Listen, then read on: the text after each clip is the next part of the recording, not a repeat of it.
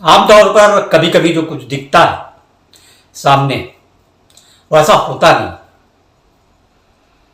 और निश्चित तौर पर उसको जानने के लिए, उसको समझने के लिए बारीक नज़र चाहिए, अनुभवी नज़र चाहिए। एक ऐसा ही मामला है धमतरी का। मतलब सामान्य नज़रिए से देखा जाता तो लोगों को वो हादसा ही लगता, सड़क एक्सीडेंट ही लगता है कि शायद किसी भारी वाहन ने एक्सीडेंट किया हो। लेकिन ये पुलिस की नज़र थी, ये एफएसएल टीम की बारीक नज़र थी, जिन्होंने पहचान लिया कि यह हादसा नहीं, हत्या है। तो जी हाँ, हमारे इस नए एपिसोड में आपका स्वागत है। आज हम चर्चा करेंगे 2005 में एक घटना हुई थी। छत्तीसगढ़ का एक जिला है धमतरी, और धमतरी के पास चिरौद गांव है, और उस गांव से होकर Dhamtari Jagdalpur national highway NH-43, अब शायद संख्या बदल गया हो। तो ये घटना है 28 जुलाई 2005 की। 28 जुलाई 2005 को इसी चिरौद गांव के थोड़ी दूर नेशनल हाईवे पर दो लाशें मिलती है,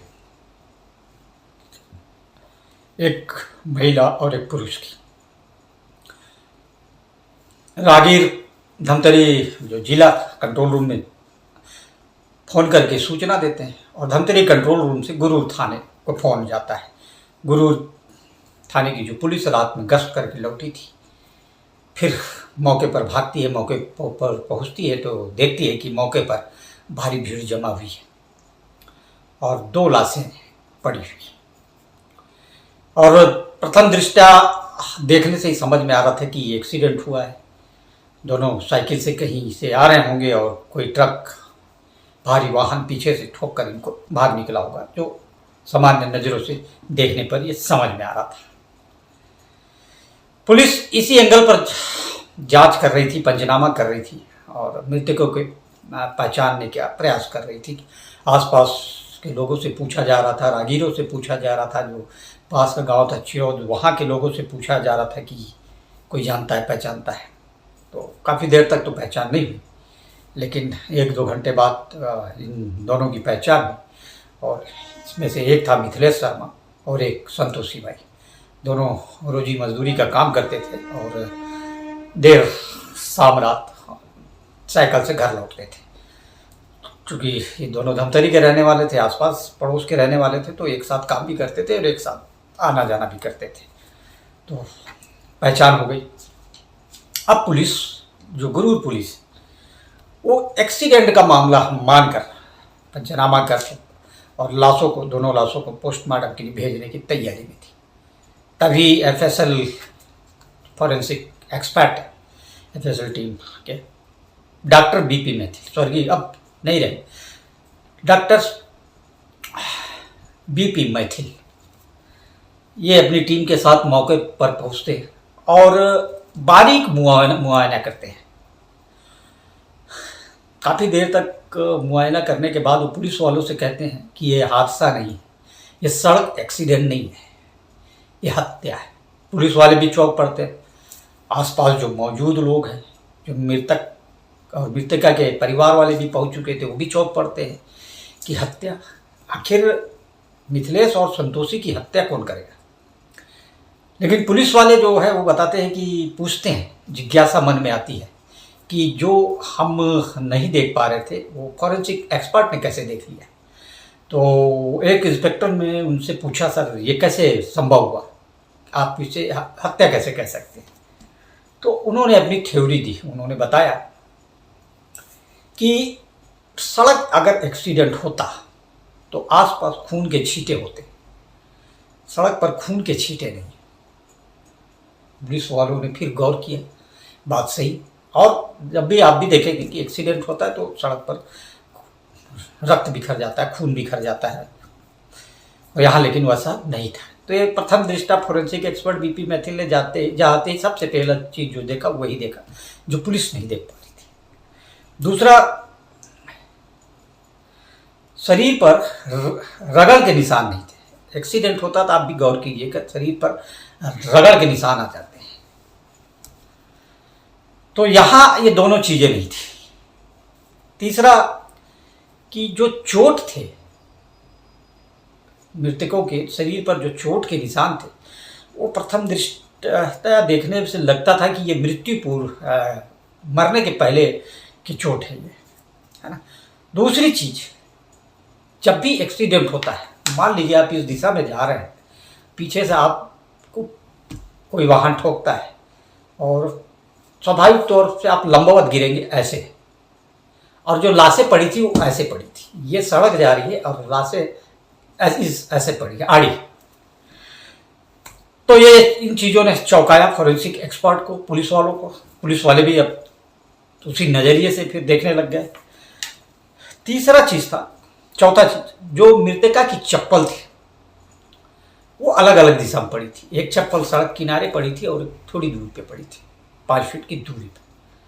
तो जब साइकिल पर बैठ के वो जा रही है और एक्सीडेंट हुआ, तो या तो चप्पल पैर पे ही रहना था या चप्पल निकलता थी तो आसपास ही रहना था, लेकिन इतनी दूर चप्पल, यह संदेह पैदा कर रहा था। तीसरा, जो पांचवा, जो मृतका थी, महिला थी संतोषी बाई, उसके दोनों हाथ की चूड़ियाँ टूटी हुई थी। कुछ चूड़ियाँ सड़क के किनारे पड़ी थी। Forensic expert doctor BP Maithil ने गुरूर थाने के जो अन्य स्टाफ थे उनसे कहा कि आसपास के खेतों में जाके देखो कि शायद ये टूटी हुई चूड़ियों का हिस्सा मिल जाए।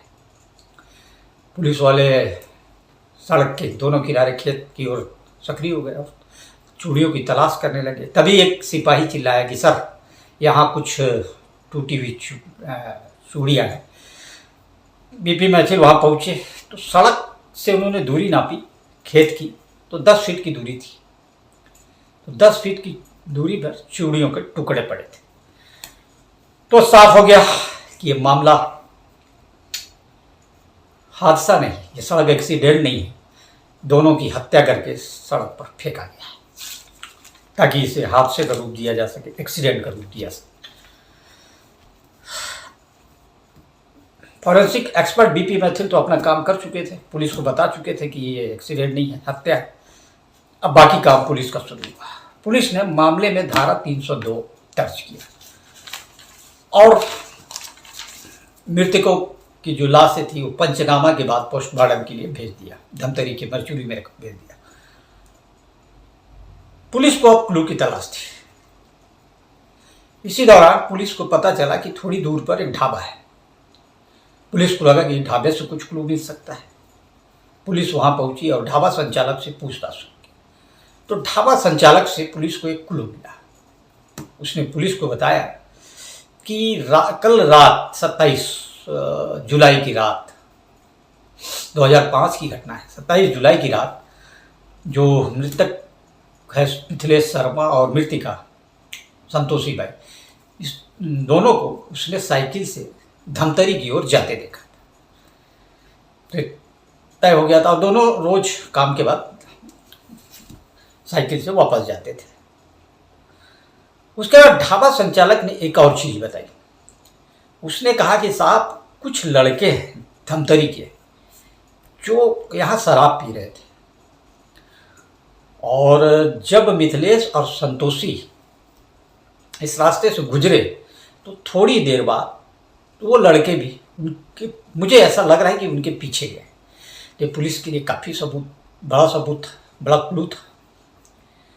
अब पुलिस को उन लड़कों की पहचान करनी थी, लेकिन वहाँ ढाबा में जो मौजूद 1-2 लोग थे उनसे क्लू मिला, वो पहचान हो गई। तो पुलिस ने मामले में 9 लोगों को गिरफ्तार किया, जिसमें से मुकेश दास, शक्ति भट्ट, रवि श्रीवास्तव, जावेद, राकेश मराठा, प्रवीण, इंद्रजीत, दीपक, प्रकाश, सोनी, ये 9 लोग को पुलिस ने गिरफ्तार किया। गिरफ्तारी के बाद तो शुरू में ये लोग मुकरते रहे, बोले साहब हाँ हम ढाबे में गए थे, हमने शराब पी और उसके बाद हम वापस अपने अपने घर में आए। पुलिस ने जब इनका लोकेशन खंगाला इनके इकबालिया इनके बयान के आधार पर जब इनका लोकेशन खंगाला तो सभी के बयान में विरोधाभास पाया गया। उसके बाद पुलिस ने सख्ती बरती और उसके स्वाभाविक तौर पे इन्होंने बोलना शुरू कर दिया। तो आरोपियों ने बताया कि जो इस 9 आरोपी है उसमें से एक आरोपी वो संतोषी को चाहता था, लेकिन संतोषी उसे अपने आसपास भी फटकने नहीं देती थी। तो उस रात, जिस रात इन लोग ढाबे में 27 जुलाई की रात बैठकर शराब पी रहे थे, इन्हें मौका मिल गया। शराब का सुरूर चढ़ा हुआ था और संतोषी और मिथिलेश को इन्होंने साइकिल से जाते देखा तो फिर उनके पीछे चल पड़ी और थोड़ी दूर जाने के बाद इन्होंने दोनों को रोक लिया। दोनों को रोकने के बाद मिथिलेश को इन्होंने तो मारपीट के भगा दिया। संतोषी को पकड़ के ये खेत की ओर ले गए और इनका प्रयास दुष्कर्म का था, रेप का था, लेकिन संतोषी के विरोध के चलते सफल नहीं हो पा रहे थे। संतोषी चीखती चिल्लाती थी, विरोध करती थी। तभी थोड़ी देर बाद मिथिलेश फिर से वापस आ गया अकेले। जाने उसे क्या सूझी कि वो अकेले फिर से आ गया और वो 9 को ललकारने लग गया। अब एक तो शराब का नशा, ऊपर से उत्तेजना, तो सभी ने मिलकर मिथिलेश की इतनी पिटाई की कि उसकी मौके पे ही मौत हो गई। अब मिथिलेश को मरता देख संतोषी बदहवास जैसी हो गई, वो और चीखने चिल्लाने लगी। 9 लोगों ने उसके साथ फिर से दुष्कर्म का प्रयास किया, सफल नहीं हुए तो उसकी भी दोनों ने मिलकर हत्या कर दी। 9 लोगों ने मिलकर हत्या कर दी। अब जब दोनों मर गए तब इन्हें एहसास हुआ कि हमने बड़ा कांड कर दिया है, हमसे बड़ी गलती हो गई, हमने कोई बड़ा घटना शराब के नशे में अंजाम दे दिया है। तो काफ़ी देर सभी वहाँ बैठे रहे। उसके बाद दिमाग लगाया कि क्यों न इस हत्या को हादसे का रूप दे दिया जाए, और इसी प्रयास में इन्होंने दोनों लाशों को उठाकर सड़क पर फेंक दिया। सड़क जा रही है तो दोनों लाशों को ऐसे फेंक दिया। इन्हें लगा कि पुलिस इन तक पहुँच नहीं पाएगी, पुलिस को लगेगा कि ये एक्सीडेंट है, लेकिन पुलिस तो पुलिस, फॉरेंसिक तो फॉरेंसिक ने पहचान लिया कि सड़क एक्सीडेंट नहीं है, हत्या है। बाद में सभी को गिरफ्तार किया गया, कोर्ट में पेश किया गया और उसके बाद तो क्या प्रक्रिया हुई इसकी जानकारी तो नहीं, लेकिन यह घटना थी 2005 की धमतरी की, जिसने पूरे धमतरी शहर को दहला दिया था, जिसने पूरे गुरूर थाना क्षेत्र को हिला के रख दिया था, जिसने पूरे गांव में सनसनी फैला दी थी। तो एक बात तो तय है कि अपराधी कितना शातिर हो, कितना भी शातिर, गलती तो कोई ना कोई जरूर करता है, और यहाँ भी आरोपियों ने गलती की, पकड़े गए।